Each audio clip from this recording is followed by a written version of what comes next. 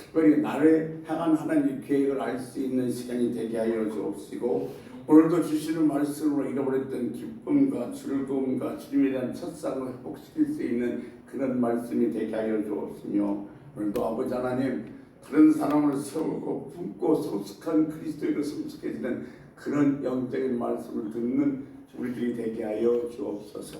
오늘도 부족한 종 세워주심을 감사합니다. 홀로 영광 받아 주옵소서. 감사하며 예수님의 이름으로 간절히 기도 올려옵나이다. 아멘. 또 주의 이름으로 환영하고 사랑하고 축복합니다. 한 주간 잘 지내시고 건강한 몸 다시 뵙게 되니 반갑습니다. 우리 진명자 목사님, 김영수 장로님, 손상원 집사님, 우정분 집사님, 김학수 집사님 오늘 거룩한 생일 주의 이름으로 승리하기를 간절히 소원합니다. 기도하기 전과 기도할 후는 반드시 다릅니다. 오늘 사모님이 이런 말씀하셨습니다. 양식이 떨어져서 이제 밥을 먹을 수 없게 되었을 때 근심거리가 됐는데, 그걸 놓고 기도하기 시작하니까 하나님이 금식하라고 하시는가 보다 싶어서 근심거리가 사라지더라는 겁니다.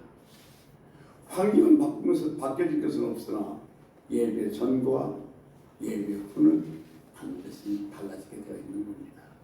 그 사모님이 이런 말씀하셨습니다. 있을 땐 쌀밥에다 소고기 끓여 먹고, 없을 땐 누룽지를 먹고, 또 그래도 없을 땐 솥단지를 풀면 된다.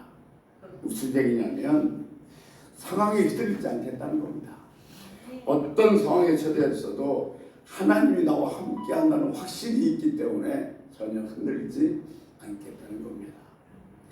시험이 오면 불안하고 근심하고 걱정하고 염려거리가 생깁니다.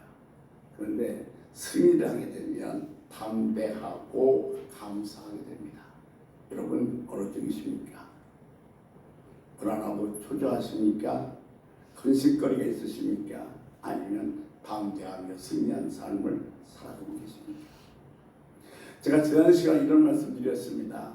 우리가 살아가는 삶은 매일매일이 신나고 행복한 삶이다. 왜냐하면 우리 삶 속에서 예수 그리스도와 함께하는 기적을 우리는 매일처럼 체험하며 살 수 있기 때문에 그렇다. 그 첫 번째 체험하는 기적이 무엇인가 하냐면 하나님의 음성을 들을 수 있는 거라고 그랬습니다. 우리 안에는 영이 살아 있습니다. 예수님께서 우리 안에 와 계십니다. 예수님께서 내 안에 와 계신다는 증거가 뭐냐면 우리는 살아계신 주의 음성을 들을 수 있다는 사실입니다. 근데 많은 사람들이 주의 음성을 듣지 못하고 살아가는 이유는 뭐냐면 주의 음성을 육성으로 생각하기 때문에 그렇습니다. 우리가 말하는 것처럼 사랑하는 거 짐지 싸야 이거 해라 이렇게 드리는 것이 아니라 오늘의 본문의 말씀처럼 성령의 말씀은 주님께서 우리 주시는 말씀은 성령께서 우리 마음의 기도를 통해서 우리 안에 있는 말씀을 생각나게 하셔서 우리들에게 말씀하신다는 사실입니다.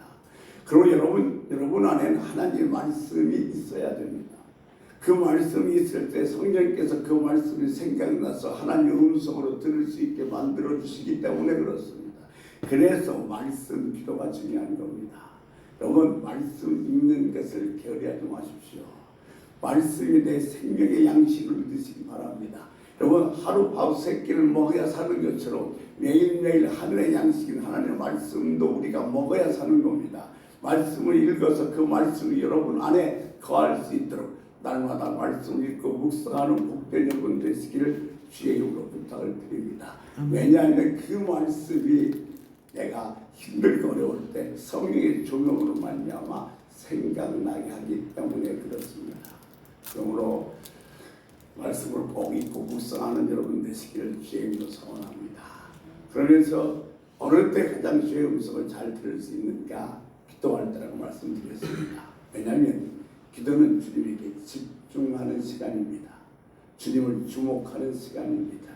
그러기에 주님의 음성을 들을 수가 있다고 말씀을 드렸습니다. 그런데 여러분 내 생각으로 가득 차 있으면 주님은 아무것도 하실 수가 없으십니다.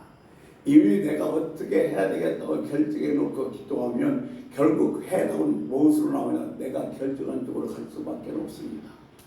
내가 뭔가 결정하고 내가 하고 싶은 마음을 다 내려놓고 온전히 주께 물어봤을 때, 주님께 여쭈었을 때, 주님께서 우리 안에 있는 마음의 기능을 통해서 당신의 음성을 들려줄 줄로 믿습니다.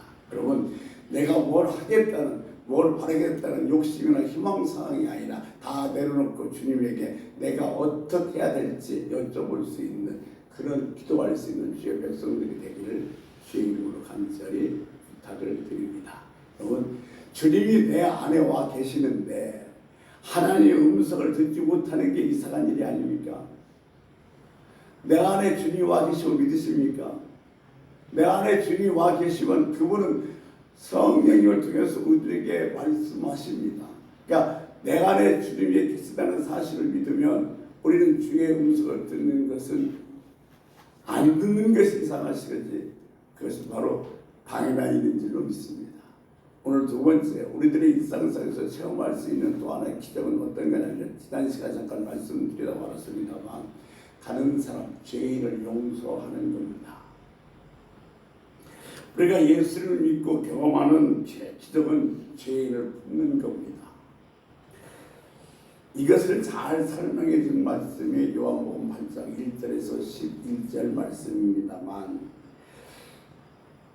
그리스도 안에 있는 사람만이 느낄 수 있는 놀라운 기적입니다. 우리는 다른 사람을 이해하고 용납하고 사랑하고 품어주는 건 우리 품속에 맞지 않습니다.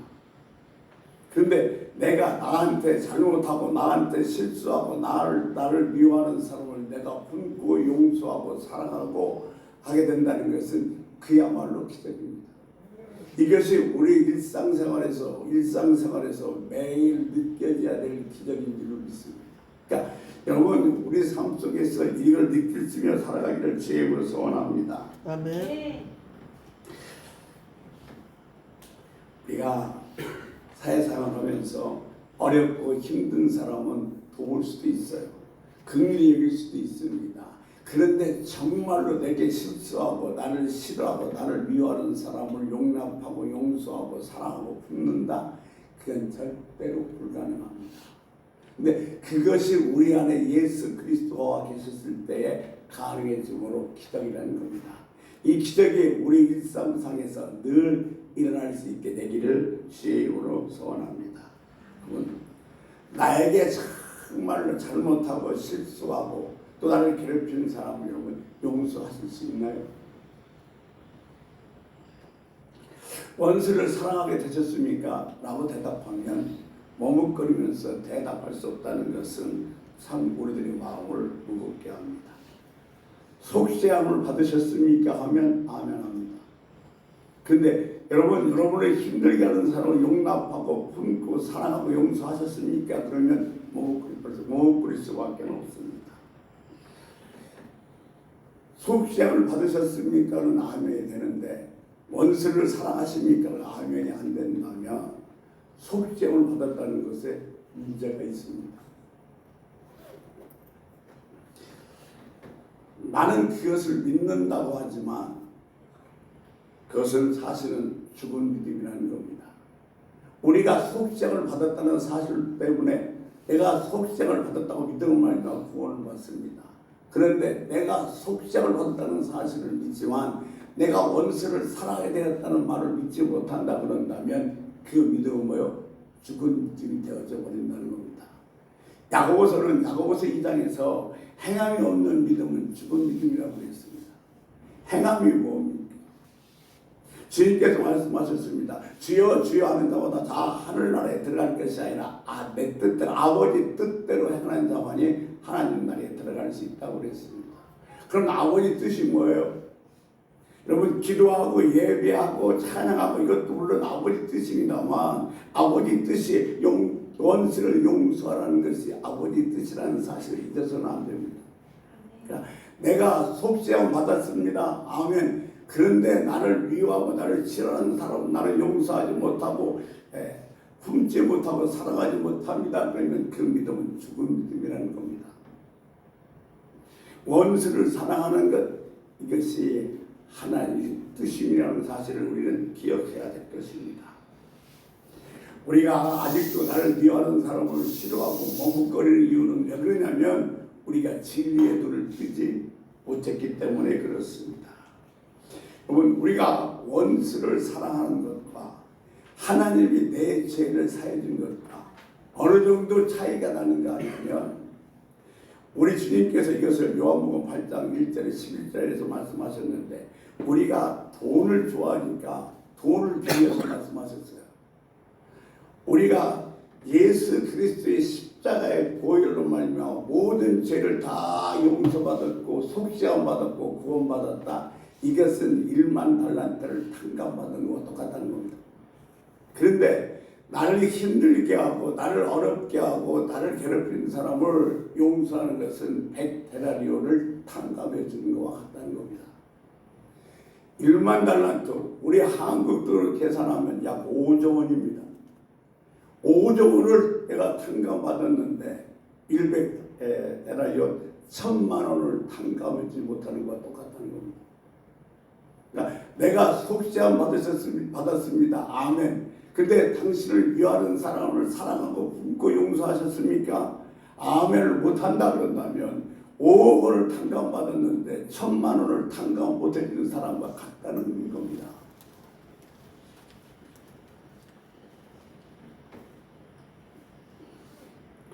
이처럼 우리가 속죄를 받은 것과 다른 사람의 잘못 용서를 품고 사랑하는 것은 엄청난 차이가 나는 겁니다.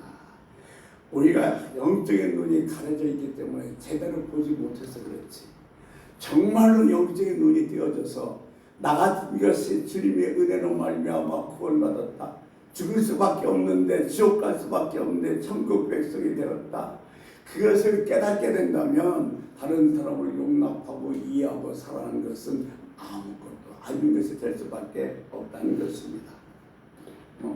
가만히 생각해 보십시오. 예수 그리스도의 은혜로 용서받았어요. 죽을 수밖에 없는데 천국 백성 됐어요. 그래서 두 손 벌떡 들고 기도하고 찬양하며 주님께 영광 돌립니다. 그럼에도 불구하고 내 가족끼리도 서로 용납하고 이해하고 사랑하고 품지 못하는 것이 오늘날 우리들이 살아가는 현실이에요.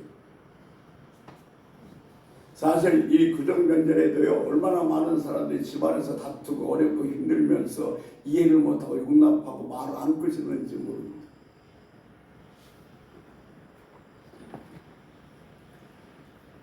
내가 그런 엄청난 죄를 용서받았는데 그것이 화해가 되지 않는다 그런다면 우리는 우리의 믿음을 다시 한번 생각해 볼 필요가 있습니다. 부부가 크게 부부싸움을 했어요. 그러니까 부부싸움을 하지만 부부싸움은 부부싸움이고 주일날 이렇게 교회는 가야 되고 부부가 함께 교회에 왔습니다. 근데 교회에 와서 예배를 드리는데 이 아내 마음속에서 성령께서 그런 말씀 주는 거예요. 불 본때 하배를 던지지 말아라. 내 지금 예배 드려야 되는데 뭐 그런 걸 생각할 수 있어. 예배나 잘 드려야지 이렇게 생각하고 있는데 또 뭐라고 말씀하시냐면 순종이 죄다보다 낫다.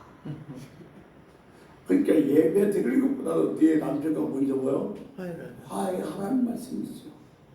그래서 가만히 있다가 기도하는 시간에 슬그머니 손을 내서 남편의 손을 잡았어요. 그 손을 이렇게 쓰다놓으셨습니다. 그러면서 나좀막히 얘기했습니다. 여보, 내가 잘못했네. 나를 용서해. 그랬더니요, 그 아내의 그 손등에 남편의 뜨거운 눈물이 떨어집니다.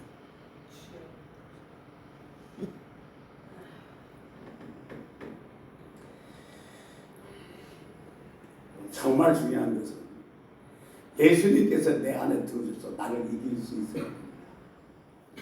예수님께서 내 안에 들어서 나를 이기시면 우리가 용서하고 이해하고 사랑하고 포용하는 사람으로 죄를 풀게 되어지는 것입니다. 이것이 진짜 예수 믿는 사람의 확증입니다. 요한복음 8장 1절에서 11절 말씀에 보면 간호하다가 여자가 현장에서 잡혀왔습니다. 모세의 율법에 의하면 그 여인은 돌 맞아 죽어야만 합니다. 십자가의 사랑을 경험한 사람이 십자가의 사랑이 어떤 것인가를 구체적으로 잘 설명해 줄 말씀이 저는 요한복음 8장 1절에서 12절 말씀이라고 생각이 듭니다. 자, 간호마당 현장에서 잡혀왔습니다. 돌 맞아 죽게 생겼습니다. 많은 사람들이 돌을 집어서 던지려고 합니다. 그때 주님께서 말씀하십니다. 죄 없는 자가 먼저 던져라 그럽니다. 그러자 하나씩 돌을 놓으면서 뿔뿔이 헤어지게 됩니다. 이제 그곳엔 아무도 없고 주님과 가늠한 여자만 남았습니다. 그때 주님께서 그 여자에게 말씀하십니다. 나도 너를 정죄치 않으니 이제는 가서 다시는 죄를 짓지 말라 하십니다. 여러분, 내가 바로 그 가늠한 여자야. 내가 바로 돌 맞아 죽어야 될 죄인이었어. 내가 지옥 갈 수밖에 없는 엄청난 죄인이었다는 사실을 눈을 뜨는 것이 예수 믿는 겁니다. 내가 예수를 믿고 있지만 나는 그 정도는 아니야 라고 생각한다면 여전히 저와 여러분은 주님 밖에 있지 주님 안에 들어온 사람이 아니라는 겁니다. 이 여인이 그 후에 어떻게 살았을까요? 돌 맞아 죽을 수밖에 없는 형편에서 예수님의 은혜로 말미암아 그곳에서 살아났습니다. 그 다시는 죄짓지 말라 하면서 그를 용서해 줬고 그의 삶이 바뀌었습니다. 그렇다면 그 후에 이 여인의 삶은 어떻게 변화됐을까요?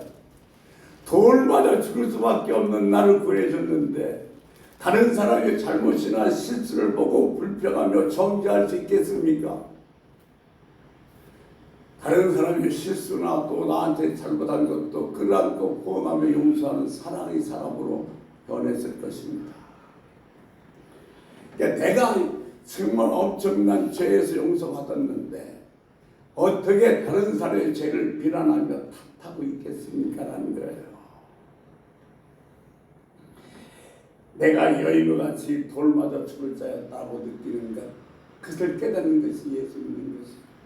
나는 지옥 갈 수밖에 없는 엄청난 죄였다는 사실을 깨닫는 것이 예수 믿는 것입니다. 나 같은 죄인 살리신 주님의 은혜 너무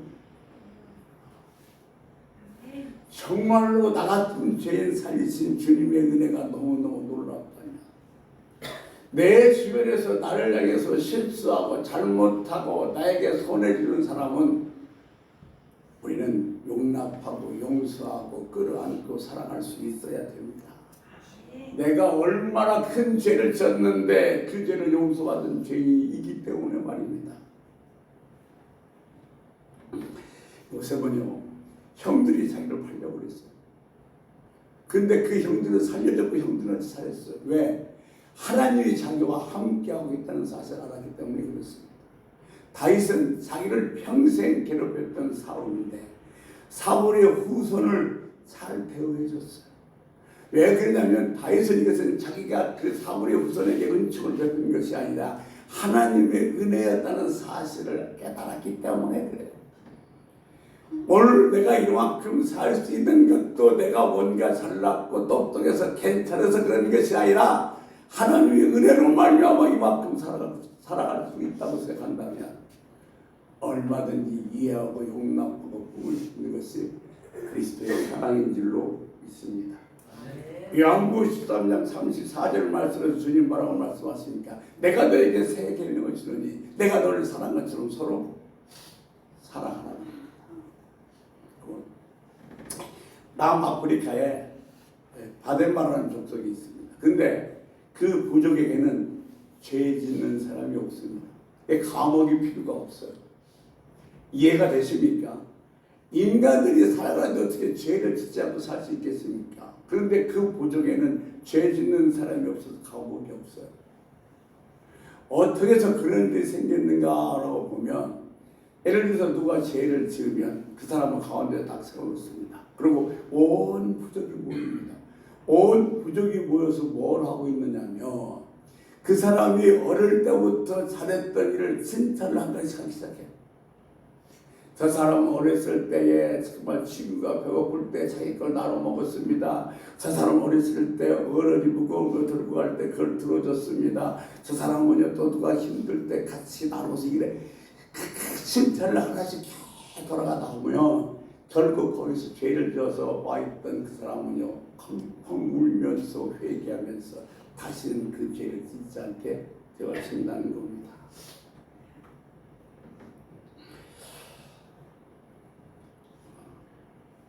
예수님께서 여러분의 안에 와 계시고 믿으십니까? 예수님께서 내 안에 와 계시고 믿으시면 우리 삶에서 이런 기적이 안 일어나는 게 이상한 거죠. 주님이 내 안에 계시는데 내가 주의 음성을 듣지 못하는 것이 이상한 것이고, 주님이 내 안에 계셔서 나와 함께 계시는데 나에게 실수하고 나에게 잘못하는 사람을 용서하지 못하고 이해하지 못하고 내가 살아가지 못하는 것이 이상한 것이죠.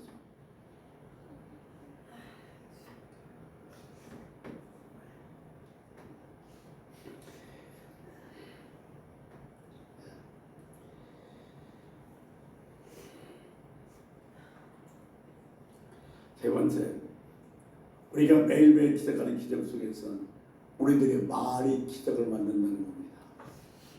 우리는 사실 말 수없이 합니다. 아무 생각 없이 뱉는 말이 얼마나 많은지 모릅니다. 근데 우리가 하는 말이 우리 삶 속에서 기적을 만든다는 사실 기억하십시오. 그 말은 어떤 말이? 믿음의 말. 그러니까 우리가 살아가면서 믿음의 말을 한다면 매일매일 주님과 함께하는 놀라운 기적을 체험하면서 살아갈 수 있게 되어진다는 사실입니다. 주님께서 변화산에 올라갔습니다. 그 뒤에 변화산 밑에는 주님의 제자들만 있었습니다. 귀신 들린 아이를 둔 아버지가 제자들을 찾아왔습니다. 이 아이를 고쳐달라고 하자 제자들이요 통성 기도도 하고요 안수 기도도 하고요 별 방법을 다 써봤지만 귀신은 나가지 않았습니다. 근데 그때 예수님께서 변화산에서 내려오십니다. 변화산에서 내려오는 예수님을 보고 귀신 들린 자의 아버지가 뭐라고 얘기하냐면, 주여 너를 불쌍히 여겨 할 수만 있거든 나를 도와주옵소서라고 얘기합니다. 근데 주님께서 뭐라고 말씀하시냐, 할 수 있음이 무슨 말이냐, 믿는 자에게 능치 못함이 없느니라고 말씀하십니다.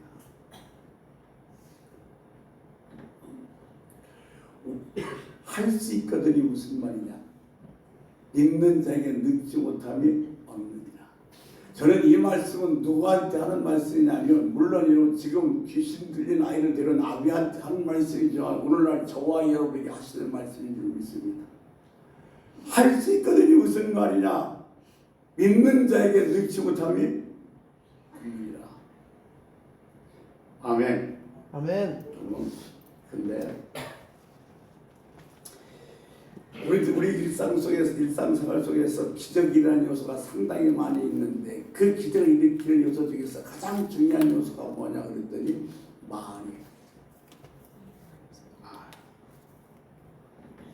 여러분, 이 말을 가지고 일상생활에서 하나님의 기적을 경험할 수 있는 은혜가 있길 주의 이름으로 소원합니다.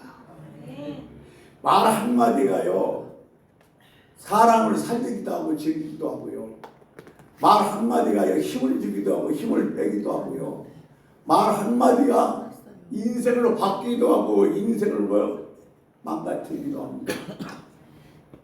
한 아내가 남편이 술을 먹고 늦게 들고 술정도 심하니까 금식하면서 남편이 전도하려고 애를 썼어요.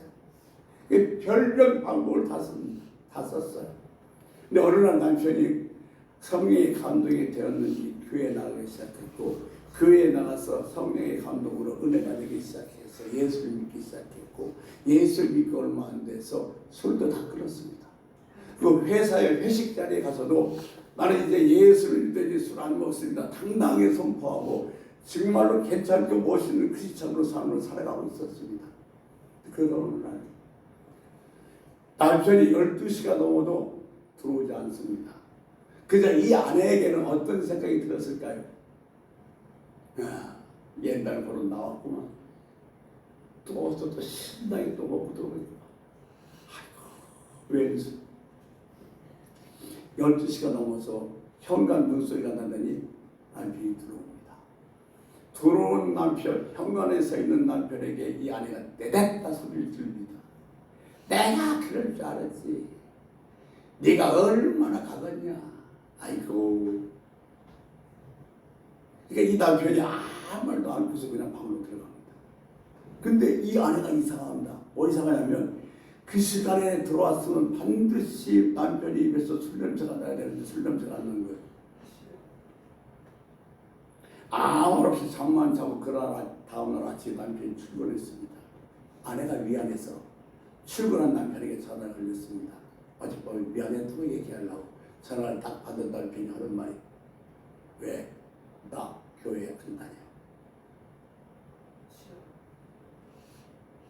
참지 못하고 그냥 뱉은 그 한마디가 그때가 내 스스로 수고했던 그새 다 뭐요? 물거품이 되고 있는 거예요. 아무 생각 없이 내뱉은 한마디가 한 사람의 인생을 망가뜨려버리고 만 겁니다.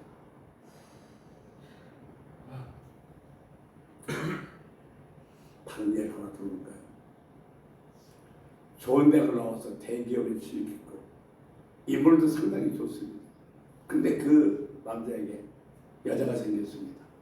근데 안타깝게도 그 여자는 이혼을 하고 애가 둘입니다.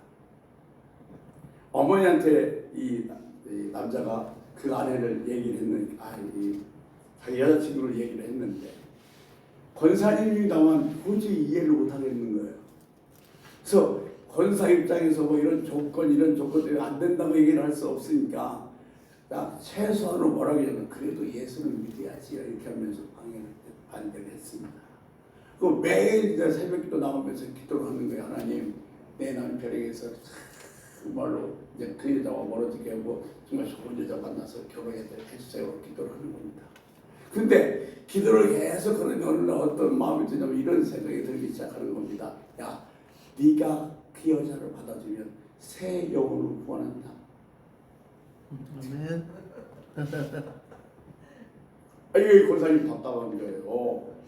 자기가 그 싫어서 하나님 어떻게 안 되겠습니까? 라고 좀 헤어지게 해주세요 기도하고 있는데 하나님 하시는 말씀이 네가 그 여인을 받아주면 새 사람을 구원하는 것이다. 뭐 할 때마다 그런데 도저히 견딜 수가 없어서 그 여자를 보자고 했어요. 보자고 해서 봐서 그 본 다음에 권사님이 제일 먼저 하는 말이 참 너를 보니까 딱 내 며느리감이다. 그 마을에 그 며느리 될 그 여인은 뭐예요? 감동적이에요. 그러니까 결혼해서 아이와 함께 신앙생활 그러니까 말 한마디가 한 사람의 영혼을 망가뜨릴 수도 있고 말 한마디가 한 사람의 영혼을 살릴 수 있다는 겁니다. 그러니까 우리 여러분 제발 아무 생각 없이 말하지 말고 생각 좀 하고 말합시다.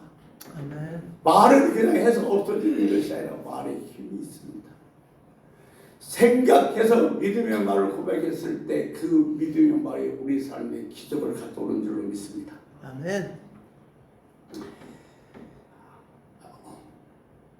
주님이 내려오니까 할 수 있거든 무슨 날 좀 도와주십시오 그래요. 주님께서 할 수 있거든 무슨 말이냐? 믿는 자의 능치 못함이 없다. 그러니까 이 귀신 들린 자의 아비가 뭐라고 얘기했냐면 믿음이 없습니다. 믿음이 없는 나를 도와 주옵소서. 뭔가 믿음이 있는 얘기를 해야 될 것 같은데 그렇게 얘기했을 것 같아요. 어떻게든지 한마디 하고 싶어서 우리 정말 정신 차리지 않으면 아무 생각 없이 내뱉는 말 때문에 나뿐만 아니라 다른 사람의 삶도 망가질 수 있다는 사실 기억하십시오. 할 수 있거든요. 무슨 말이냐? 주님께서는 믿음이 없는 말을 얼마나 싫어하시는지를 우리에게 보여주는 좋은 예라고 생각합니다. 힘들다, 못 살겠다, 괴롭다, 안 된다, 죽겠다 이러면 믿음 없는 말입니다. 주님이 얼마나 싫어하는지 모릅니다. 여러분 그냥 뱉은 말이지만 그 말이 여러분의 삶을 망가뜨릴 수도 있습니다. 기억하십시오. 내 삶에 매일매일 기적을 일으키는 것은 믿음의 말이다. 이 믿음의 말을 할 수 있는 은혜가 있기를 주님을 축원합니다. 이 얘기 말씀 마치겠습니다. 주님께서 만찬을 마치시고 감난산에 올라가서 십자가를 져야 됩니다. 그러면서 제자들에게 말씀하십니다. 내가 십자가에 달리면 너희들은 다 뿔뿔이 해야 될 것이다. 나를 다 떠날 것이다. 그래. 그러니까 베드로가 뭐라고 하냐면 이렇게 얘기합니다. 다른 사람을 다 떠날지라도 나는 절대로 주님 곁을 떠나지 않겠습니다라고 얘기합니다. 그때 주님께서 뭐라고 하냐면 네가 다 보기 전에 나는 세 번 후회할 것이다. 그랬더니 또 베드로가 뭐래요? 내가 죽을 망정 주님을 떠나지 않겠다고 큰 소리를 빵 칩니다. 그런데 결국 이 베드로는 뭐요? 다 보기 전에 주님을 세 번 후회했습니다.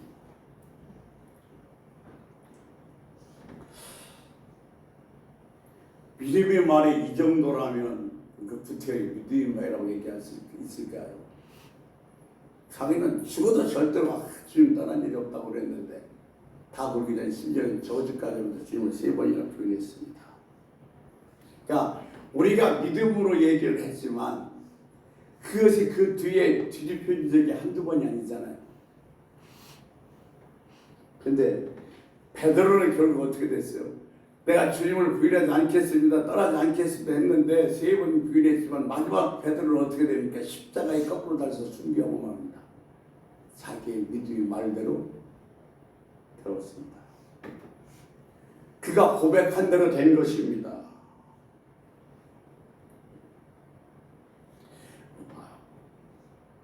나는 부인하지 않겠습니다. 주님 떠나지 않겠습니다. 당장은 실패한 것 같지만 처음은 그대로 안 되는 것 같지만 내 뜻대로 내 고백대로 안 된 것 같지만 나는 그렇게 고백하고 잊어버렸지만 주님은 기억하고 계셨습니다.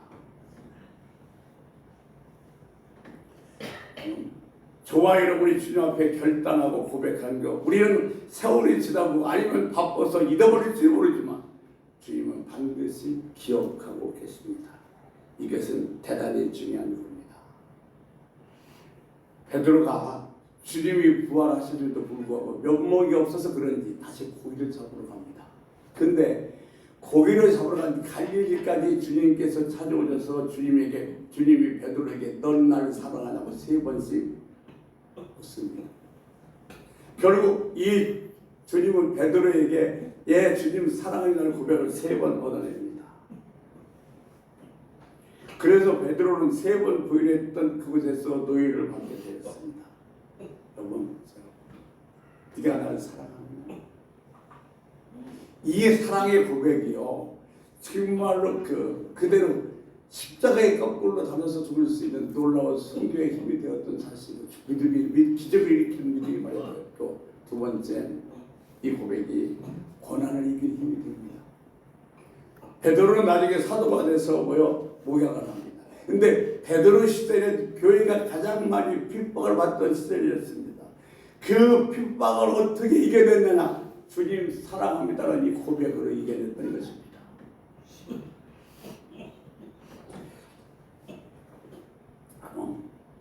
저와 여러분도 마찬가지입니다. 주님 사랑합니다. 아멘. 고백하셨을 겁니다. 주님께서 저와 여러분에게 주님 사랑해요, 사랑합니다 이 고백을 시키신 이유는 오늘날 같은 저와 여러분을 만들기 위해서인 줄 믿습니다. 아멘. 여러분, 주님 사랑합니다의 또 하나의 축복은 주님께서는요 아무나에게나 넌 나를 사랑하나 묻지 않습니다. 주님은 아무에게나 주님을 사랑하게 만들지 않습니다. 정말로 주님을 위해서 죽으라고 말씀하지도 않습니다. 나를 위해서 너 다 내놓으라고 얘기하지 않습니다. 어떤 사람만 주님을 사랑한다고 고백한 사람만 넌 나를 위해서 죽을 수 있니? 넌 나를 위해서 모든 걸 다 포기할 수 있냐고 묻고 그렇게 말씀하시는 줄로 믿습니다. 우리가 살아가면서 할 수 있는 최고의 축복의 말 최고의 기적의 말, 최고의 은혜의 말, 그것이 여러분 뭔지 아십니까? 주님 사랑합니다. 아멘. 여러분 마음속에서 지금과 목 놓아서 이 고백이 있어지길 소원합니다. 아멘. 주님 사랑해요. 주님 다 내려놓을게요. 다 포기할게요. 주님이 원하시면 이런 고백할 수 있는 이 사랑의 고백 후에 하나님은 놀랍게 여러분에게 기적의 주인공으로 만들어줄 줄 믿습니다. 아멘. 여러분 우리 주여 한번 부르고 주님 사랑한다고 외치면서 그 사랑 한 번만